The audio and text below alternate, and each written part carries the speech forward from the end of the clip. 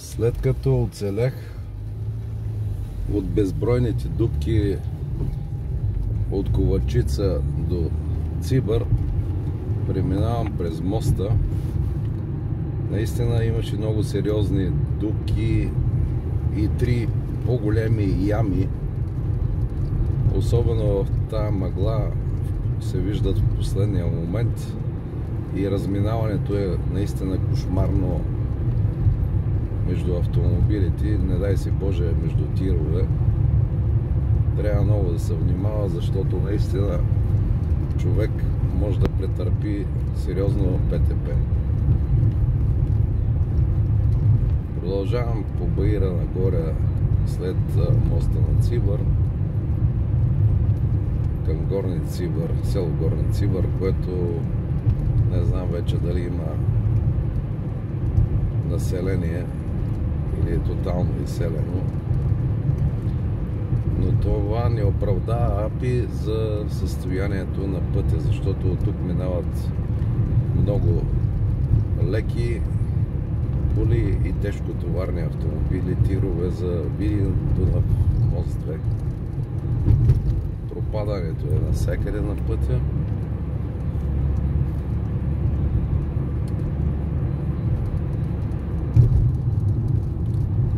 И скоростта не трябва да превишава 40 км в час, защото наистина човек ще си има големи главоболия, особено в това мрачно време.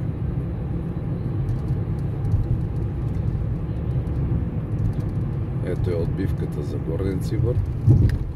И от тук вече почва голямото приключение нагоре с множество свлачища, множество дупки, неравности. Само за този месец, доколко знам, има 2 тира, които се обърнаха. Един беше даже цистерна с не знам какво гориво. Този тир кара с 20, съответно и ние сме с такава скорост, защото изпреварването е неудачен вариант тук. Човек може да попадне от дерето чак долу, към Дунава.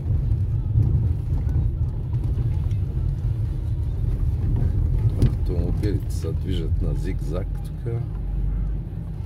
Има някакви жалки опити за кръпки, но дупките са много и неравностите.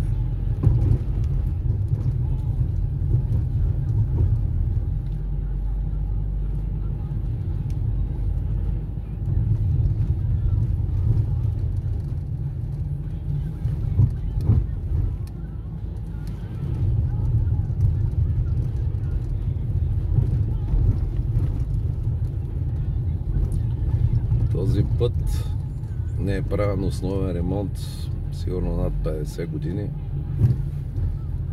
Само кръпки и то сигурно 2 пъти в годината. Ето, такъв участък с такъв наклон няма никъде.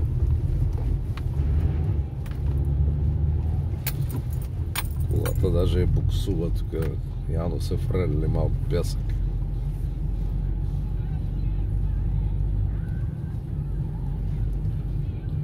Отвратително е. Наклон наляво, наклон надясно, наклон нагоре.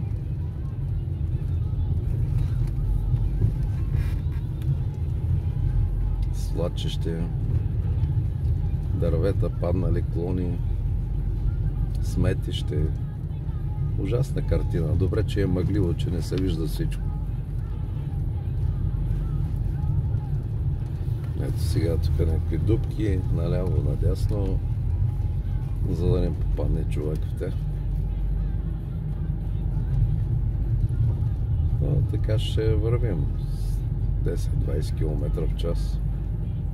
Повече не може да се кара.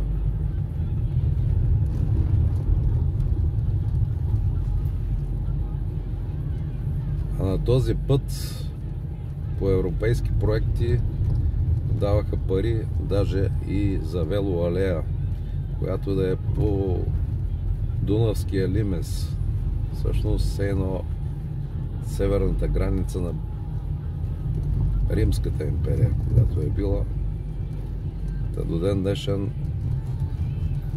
това път си остава във все по-зле състояние.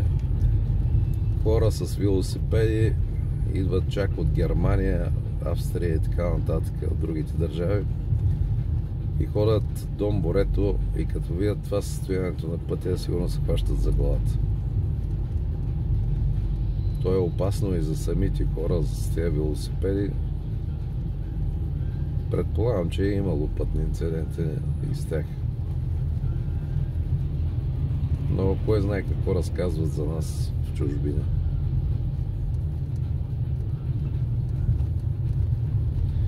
А така е целият участък от Ковачица до Козлодуй.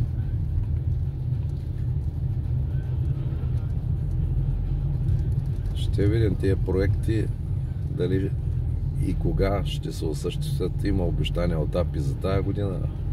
Са 4 етапа за основен ремонт на пътя, но след множество протести и миналата година, и тази година, ще видим какво ще направят.